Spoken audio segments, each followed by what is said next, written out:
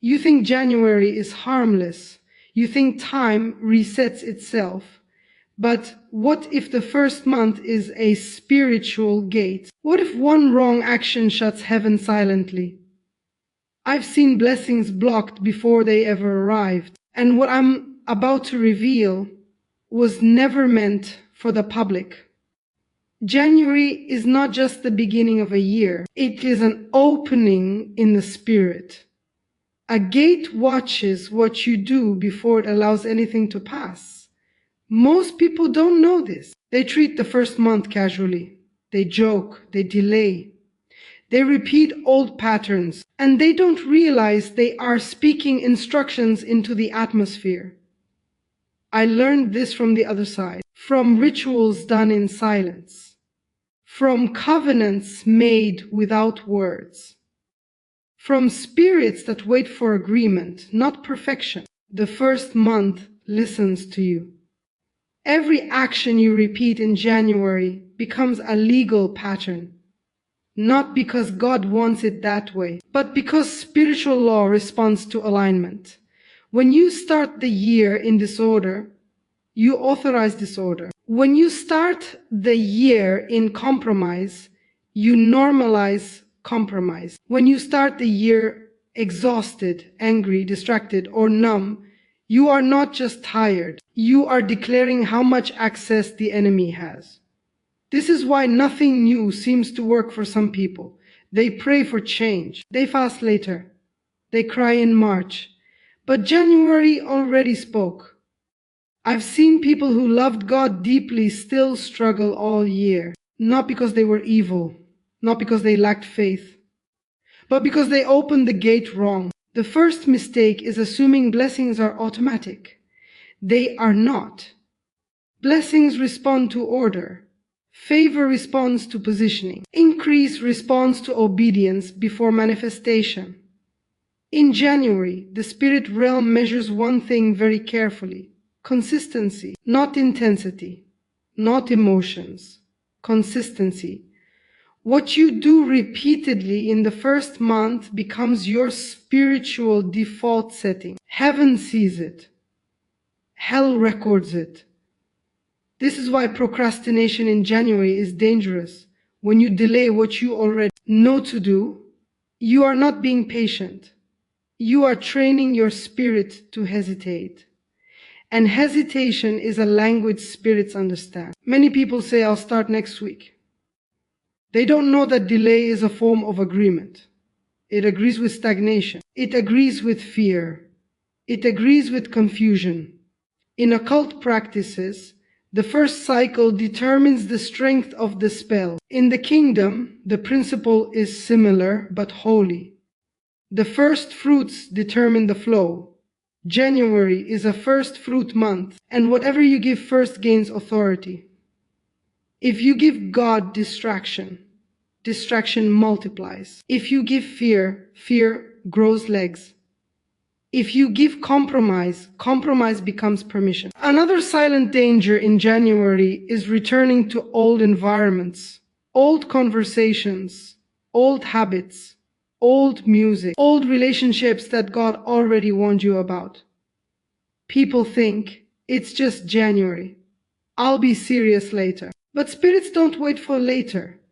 When you revisit what God delivered you from in the first month, you are not just remembering. You are reopening access. I've seen people block financial breakthrough not because they lacked money, but because they honored poverty thinking, complaining constantly in January, speaking lack, joking about being broke, agreeing verbally with struggle. Words spoken in January are heavier. They carry more weight because they set narrative. Spirits are legalists. They wait for language. They wait for patterns. They wait for repetition. And January gives them evidence. Another mistake is spiritual silence.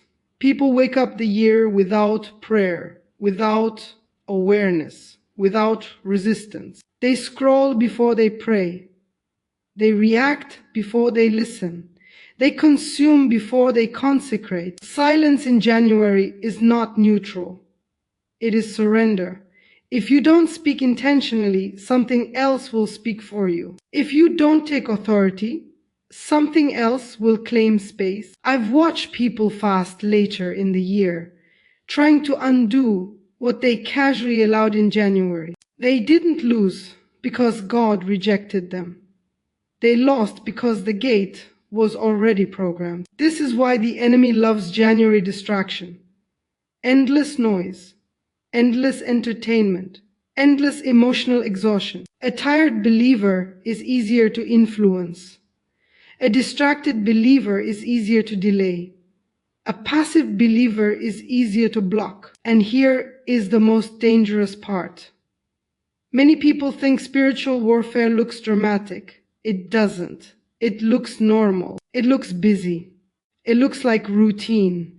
It looks like I'll deal with it later. January is where later is decided. If you rush through this month without intention, you are not moving fast. You are leaving doors open. If you keep repeating what didn't work last year, you are not being patient. You are honoring the wrong cycle. This is why some people feel resistance from the very beginning of the year. Nothing flows. Everything feels heavy. Motivation dies quickly. It's not random. Something was allowed too early. But hear this clearly. This is not to bring fear. This is to restore authority. Because what is recognized can be reversed. What is exposed can be shut. What is understood can be corrected. January does not have to block you, but it must be respected. If you treat it casually, it will cost you quietly. If you treat it intentionally, it will protect you loudly. This month is watching you, listening to you, recording you, and the gate responds accordingly. Most people don't lose blessings because they sinned. They lose them because they contradicted their prayers. January exposes this faster than any other month. You pray for open doors, but you walk in emotional disorder. You ask God for peace, but you feed anxiety every morning. You ask for clarity, but you refuse stillness. In the spirit, contradiction is cancellation. I've seen this in places people never talk about, where rituals fail not because the power is weak, but because alignment is broken. The same principle operates here, only most believers don't recognize it. In January, the spirit realm watches your private habits more than your public prayers. What you do alone, what you tolerate silently, what you repeat when no one is watching. One of the most dangerous actions in the first month is emotional agreement with the past. Replaying old pain, rehearsing old betrayals, reliving old losses. You may call it processing, but spiritually, it becomes permission. When you emotionally relive last year in January, you are telling the future to mirror it. Spirits do not distinguish between memory and expectation. They respond to focus. This is why bitterness in January is lethal. Not dramatic bitterness, quiet bitterness. The kind that hides behind smiles. The kind that says, I'm fine, but rehearses wounds at night. Bitterness in the first month anchors delay. Another silent blocker is complaining disguised as honesty. I'm just being real. I'm not lying to myself. This is just how things are. In January, those words become decrees. Complaints are not harmless. They are agreements with limitation. I've watched people speak sickness into their year before February arrived, speaking fatigue, speaking weakness, speaking burnout. And they wondered why strength never came. Because strength responds to faith, not familiarity. Another dangerous January behavior is overexposure. Too many voices, too many opinions, too many prophecies, too many videos, too many teachings without application. Spiritual overload creates paralysis. When you consume without obedience, knowledge becomes resistance. The enemy doesn't mind you listening. He fears when you act. January is not for collecting information. It is for establishing order. Another hidden blocker is reconnecting with people God already separated you from, not because they are evil, but because they carry the old version of you. When you give them access in January, you give your past a microphone. Conversations carry spirits. Jokes carry spirits. Familiarity carries spirits. And January amplifies them. This is why some people feel spiritually drained after harmless interactions early in the year. It wasn't harmless. It was untimely. There is also the sin of spiritual postponement. I'll pray seriously next month. I'll fast later. I'll forgive when I feel ready. Postponement in January becomes pattern, and patterns become permission. I've seen people block financial increase because they refuse discipline in the first month. Overspending, impulsive decisions, avoiding responsibility. Money responds to stewardship before miracles. You cannot pray for overflow while honoring chaos. January exposes what you truly serve. Another dangerous habit is tolerating internal chaos. Mood swings, uncontrolled thoughts, mental noise. People say, it's just stress. But stress unmanaged becomes spiritual vulnerability. The enemy doesn't need possession. He only needs access. And access is often granted through exhaustion. One more hidden action is neglecting gratitude. Not dramatic ingratitude. Subtle indifference. Waking up with entitlement. Assuming tomorrow is guaranteed. Gratitude locks blessings in place. Its absence loosens them. January without gratitude becomes spiritually hollow. And here is the most dangerous contradiction of all. Praying for new doors while guarding old identities. Still seeing yourself as broken. Still labeling yourself by last year's failures. Still expecting disappointment. Identity precedes destiny. If you don't change how you see yourself in January, you will sabotage what God sends later. The enemy loves January because believers underestimate it. They think warfare comes later. They think resistance comes after breakthrough. But the real battle is quiet, early, subtle. And it's happening now. This is not condemnation. This is correction. Because once you see the trap, you can step out. Once you recognize contradiction, you can realign. Once you stop canceling your own prayers, heaven responds quickly. January doesn't demand perfection.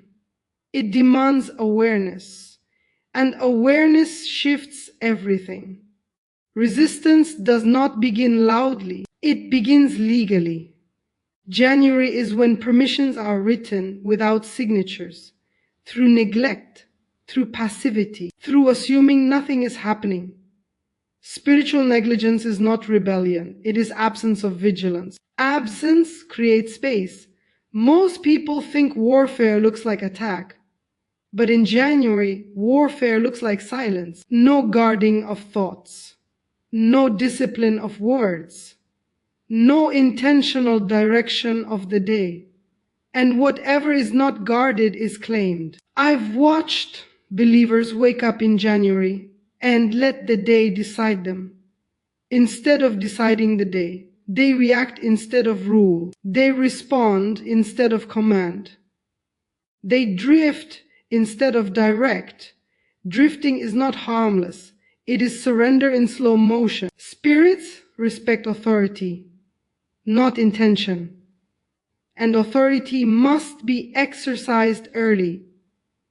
January is when lines are drawn. If you don't draw them, something else will. One of the most dangerous forms of negligence is neglecting spiritual atmosphere. People clean houses physically, but ignore what they allow spiritually, what plays in the background. What conversations dominate the space? What emotions are normalized?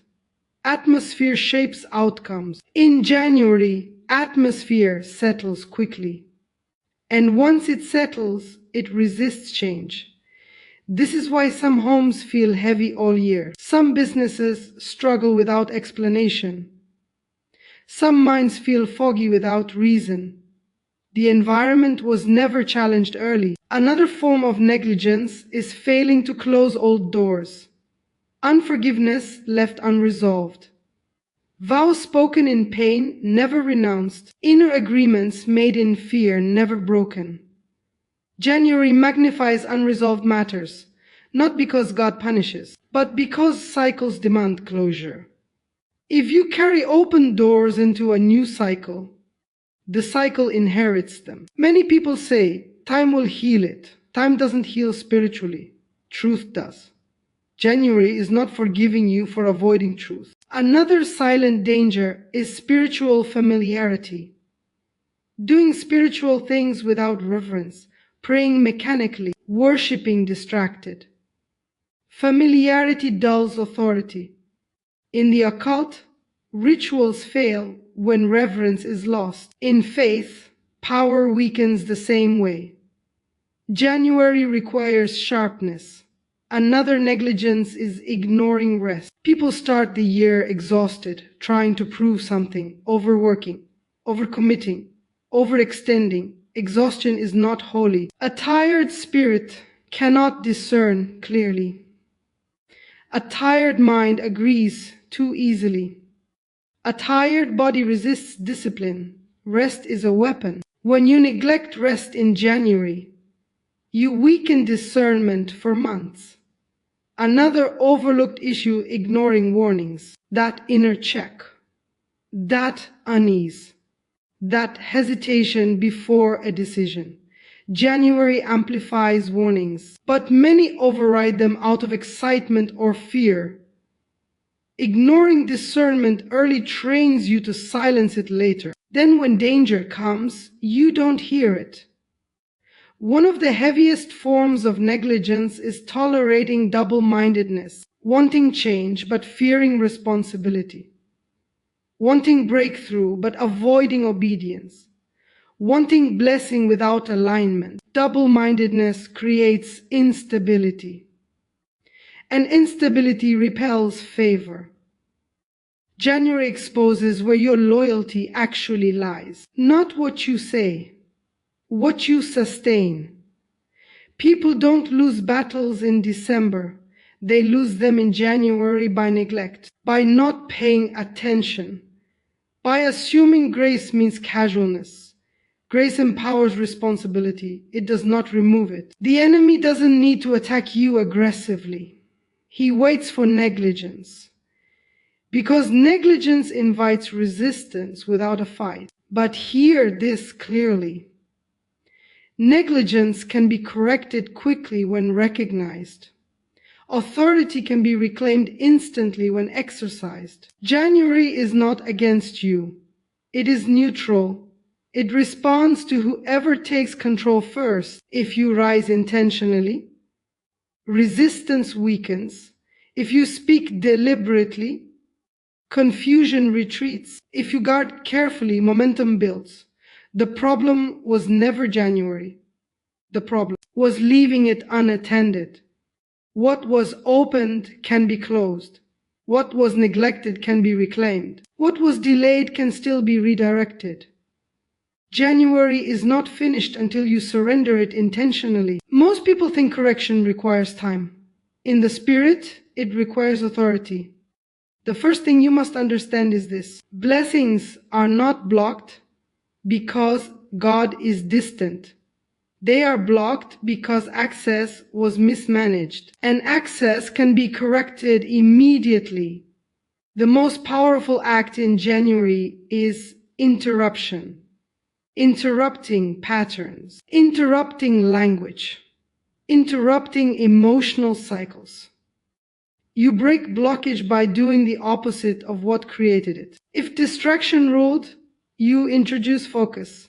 If silence ruled, you speak with authority. If chaos ruled, you establish order. Spiritual realignment always begins with confession, not public, private, honest, specific, not begging, acknowledging something was off. I allowed what I shouldn't have. I delayed what I knew. Confession doesn't weaken you. It restores jurisdiction. In occult practice, authority is reclaimed by reclaiming ownership.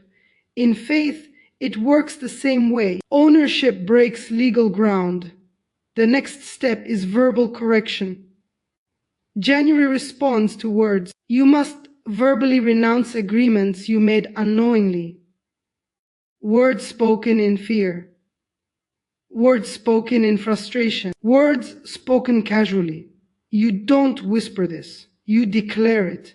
Because declaration overrides permission. Another key is consecrating time. Not hours. Not perfection. Consistency. A fixed moment daily where God is first voice. Not notifications. Not noise. Not demands. First voice determines direction. Even 10 intentional minutes realigns more than hours of distracted prayer. Another powerful correction is restoring boundaries. What you allow access to. Who you allow access to. What you allow to influence you. January demands separation. Not isolation, separation. Some conversations must pause. Some environments must lose access. Some habits must be confronted. Boundaries are not rejection. They are protection. Another essential act is gratitude spoken out loud, not thought. Spoken. Gratitude seals favor. It tells the spirit realm, I recognize provision, and recognition invites increase, even in lack, especially in lack. Another alignment key is identity correction. You must stop labeling yourself with last year's language. Not I always struggle. Not this never works for me. Not I'm just like this. Those identities block new assignments. January requires new language. I am aligned. I am positioned. I am disciplined. I am guarded. Words shape authority. Finally, you must act. Not plan, not wait. Act. One obedient action in January carries unusual weight. Forgiving, giving, starting, stopping. Action locks alignment. The enemy fears action more than prayer, because action proves belief. January shifts when you shift. The gate responds to authority, not regret. And authority is available now. You are not late. You are not disqualified. You are not behind. You are aware. And awareness restores power. January will not rule you. You rule the gate. What was blocked is breaking now. What resisted is releasing now. You step forward aligned, awake, and authorized. No delay, no confusion, no retreat. This year will obey your alignment.